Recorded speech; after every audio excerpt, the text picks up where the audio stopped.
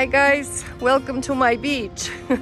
This is Silva with Stamford, Connecticut, and today I will share with you some thoughts about how to be happy before success.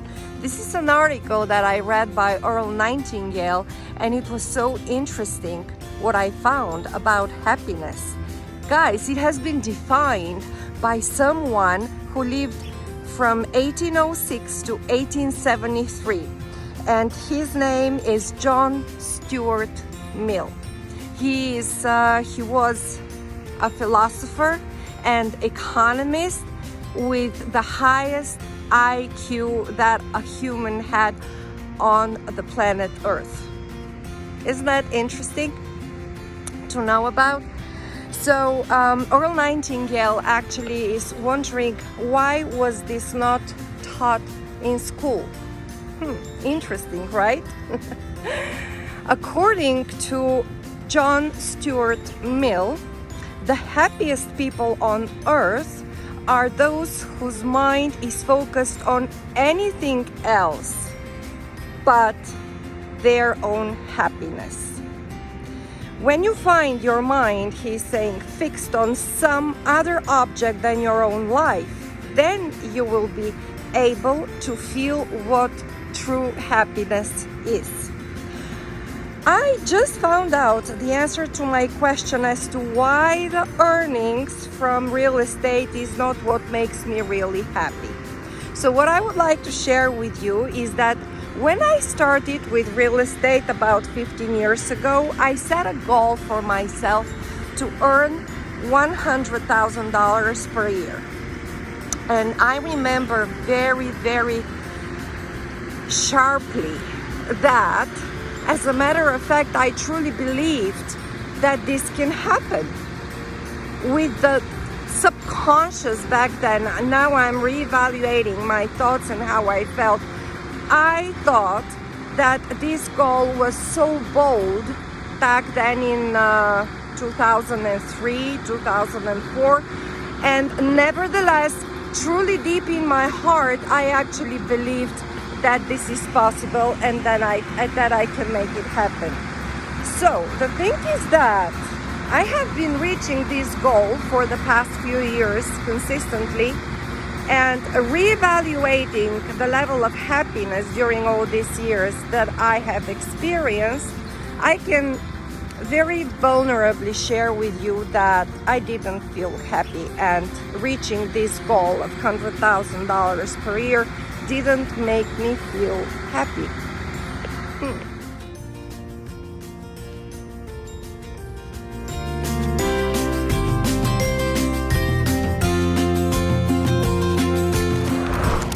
Now, Earl is saying, I gotta tell you that the happiest are those serving others in some way. So if I think about it, yes, I did feel happy every time I had a closing, because I knew that I had done something so important for someone in their life. Although, unfortunately, it lasted for a minute, 2, or not more than 5. You take the picture, you take the check, and that's it.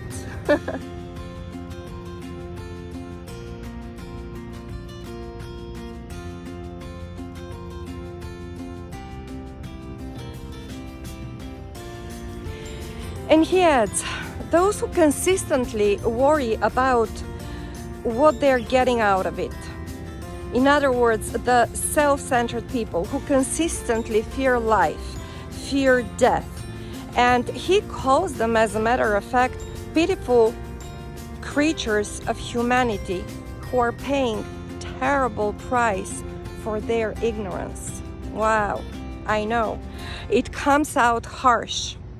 However, I would say that I would not question it, but I will open my senses and see how to learn from it, and what do I need to change about my own self in order to get ahead. If you're not happy, he says, it means that you're not meeting John Stuart Mill's definition of happiness, and if you qualify, then you are just a happy person. It pretty much places the responsibility for happiness where it belongs, on you, my friend. And I know the video of Wesley, It's You, when it came out, it really shook everyone to an extent that he got lots of negative remarks, part of which was that he is presenting shirtless. Okay? Well, in these days and time and era, I mean, we need to think about how we attract attention. We cannot make a point across and make people listen to us if we are not different, if we are not disruptive. Think about it.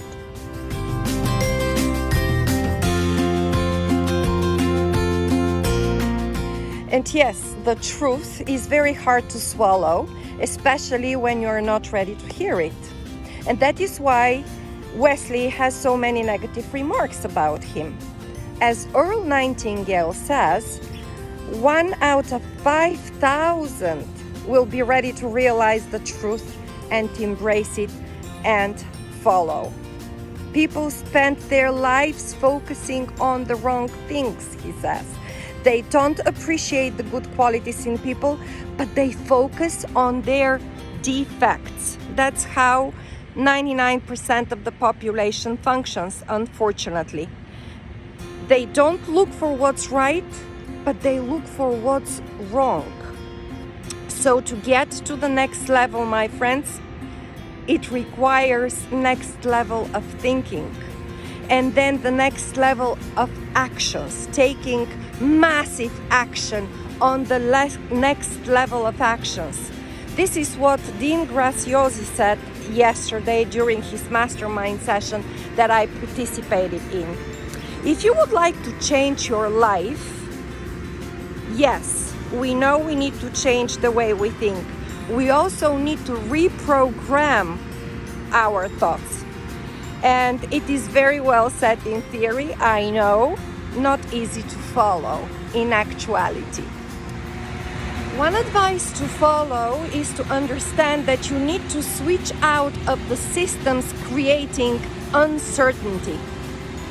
If you want to change your world, you need to change your thinking. You need to change your environment. And you need to change the people you are surrounding yourselves with.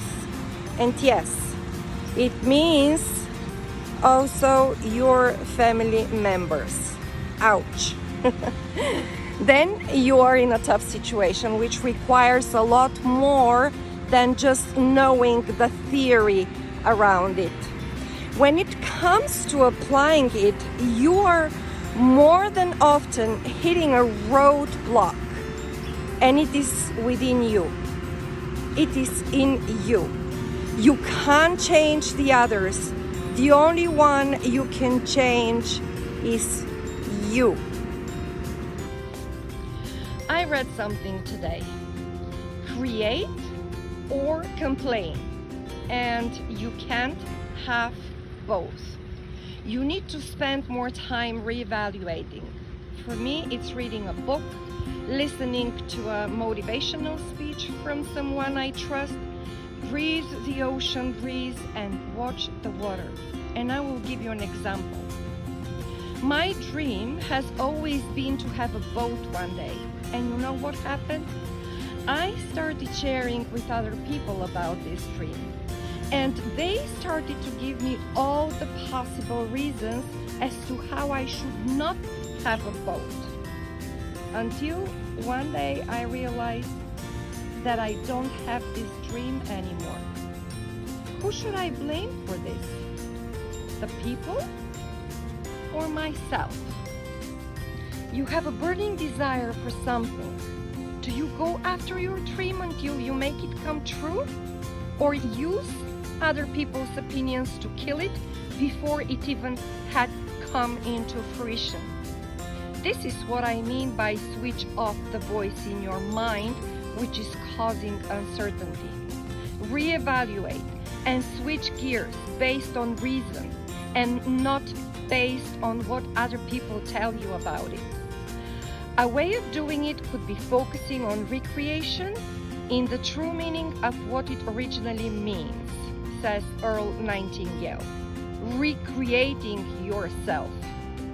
And he speaks about the three main needs everyone has. 1, everyone needs identity and recognition for what they really are as human beings. 2, stimulation and change, which is the opposite of boredom. And 3, security, which is the opposite of anxiety. Oftentimes people say, I will be happy when. Have you done that? I have. Happiness is a skill which needs to be practiced, guys, is what Earl Nightingale advises. Pushing it out into the unknown means we will not know how to deal with it when we get there. There are people who are equally happy walking in the sun and in the rain. Abraham Lincoln, for example, had said that people are as happy as they set their minds to be. Happiness should not be a reaction to an outside stimulus. Rather, it should be a state of mind. To wait for something or someone else to make you happy means to let go of yourself and give the power to circumstances which may never happen.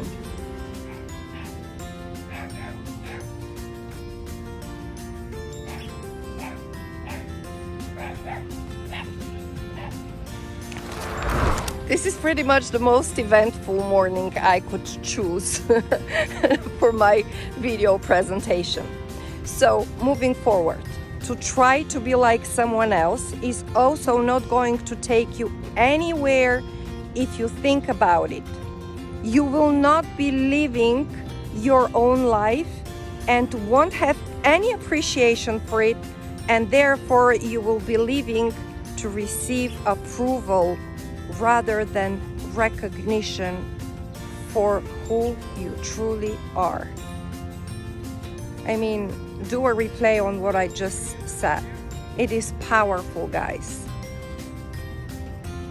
And it is something that I just experienced, which triggered the need of sharing all this with you.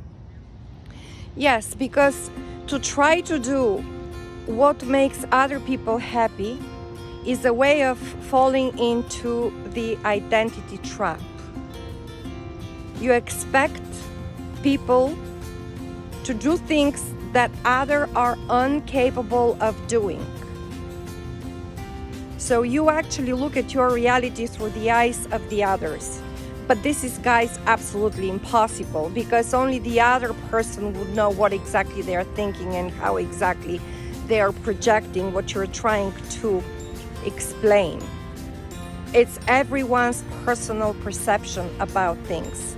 It cannot be yours, and yours cannot be theirs. So what Earl is actually suggesting is that you need to raise above the circumstances. You need to be superior to them, to the circumstances. And he is saying, in addition, everyone can be happy if they are worthy of happiness. Ouch, number 3. Very harsh. I know. The whole experience and the article was very harsh to me to read and to realize. If you believe that you're worthy of happiness, but you find yourself that you're not, it means, unfortunately, sorry to break you the news, it means only one thing, that you're not following the recipe for happiness, and it is that simple. Now, with all that said, you go ahead and prove me wrong if you wish. I'm ready to listen. This was Silva with Stamford, Connecticut, reporting from my favorite beach over here. We have another low tide. I'm beginning to be the biggest fan of low tides. I wasn't one before. And let me tell you something. I really appreciate you being there for me, pushing me through my comfort zone to go out and post all these videos. I appreciate your comments. I appreciate your likes. I appreciate you for being you. Now, click on the link below. Give me some likes. Give me your thoughts. Make some comments. And I would so very much appreciate if you subscribe for my channel. It is the birth of something new, guys. I'm looking every day for ways to share something valuable with you. And I look forward to it. I look forward to every day and every sunrise. And honestly, I'm one of these people. I don't want to give myself extra credit, although I am, and this is what I'm doing. I love sunshine and rain equally, as much as one and the other. Much love to you. Have a great day. Bye.